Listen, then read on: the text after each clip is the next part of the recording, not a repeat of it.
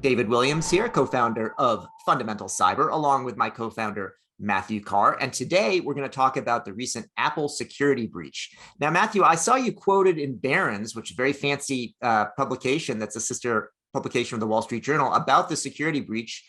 And although it's nice to see, your name and Fundamental Cyber name in print, I mean, who actually cares about this? What actually happened? Well, good question, David. And so let me try and explain. So there was something that was discovered by a company called, or an organization, Citizen Lab, and they discovered it because a Saudi dissident or activist, however you might call them, had an issue on the phone, and that was discovered to be a zero-day, zero-click exploit. Yeah, so that's exactly what I saw. So it's a 0-day, 0-click. So it's like a double zero, big nothing. Yep. Who cares? Saudi dissident, those guys are, he's lucky he's not getting sawed up, and thrown into a vat of acid. So who cares about that? Right. Well, there's a lot to care about in that scenario. So you're right. It's unlikely that you'll be targeted by the organization that is alleged to have created the exploit, NSO Group. It's more likely that in these cases, and this is exactly what happens, that someone is able to look at the patch that was applied. And by looking at the version before and the current patch in a tool that's designed to do so, you can actually see exactly where it was patched. And so from there, a competent reverse engineer and exploit developer can backtrace and develop one of their own. And given the fact that actually in the Citizen Lab report, they also outline how it was delivered via PDF to iMessage, there's a bunch of pieces there. And so without a doubt, there are other people that have already weaponized it. But Matthew, explain these two zeros. Like when you say zero, that's not really, that doesn't frighten me. A zero is a nothing. No, right? Okay, so a 0-day, 0-click exploit is sort of the holy grail for a couple of reasons. 0-day typically means that the vendor or the person that has written the code or the manufacturer has no idea that this vulnerability exists. So there isn't a CV, a sort of ID assigned to it. Typically, it's definitely not talked about in the security research community. Doesn't say that there aren't many people that know about it, but to each one that's keeping that secret, it's a 0-day. And but the main thing is that the manufacturer doesn't know. So that's the 0-day. But then you can have a 0-day that's not a 0-click. And so that might mean that, as we've shown in a previous video, that wasn't a 0-day, but what we had to do there is load a driver. So to plug in the USB, and that would require, access. It requires additional steps. 0-click is where, when the exploit is delivered, it doesn't require any user interaction.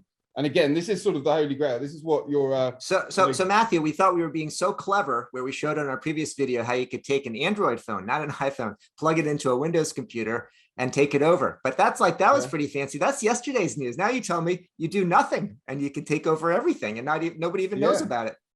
Right. And so, for security researchers, they'll target these things that are more prone to 0-click.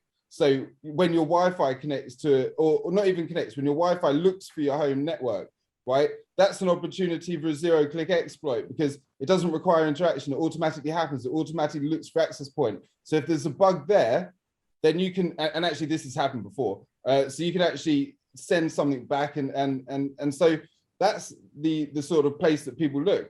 Arguably, the company that makes these things, I think that's where they should put, all of their attention, at least on the attack surface, which is on the perimeter, which doesn't require user interaction. So again, the Signal, the WhatsApp exploit that was again developed allegedly by the same group. Yeah. They love their 0-click, 0 days. But that was actually at a point where WhatsApp initializes the call before it even rings the person. Yeah. Right? So Matthew, but wait a minute. So we've talked about, we don't love WhatsApp, but the good thing is like a journalist, like a good journalist who's trying to protect their confidential sources. Okay. Maybe they don't use WhatsApp, but if they use Signal or Threema, like what we recommend, they should be all set, right? Because it has end-to-end encryption. So why does anybody need to worry about this?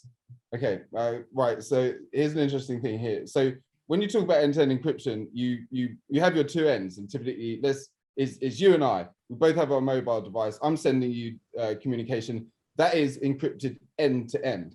Now, this 0-click, 0-day that targeted iOS and OS X devices, that targets the end, right? Perhaps even Yeah. both the ends. Okay.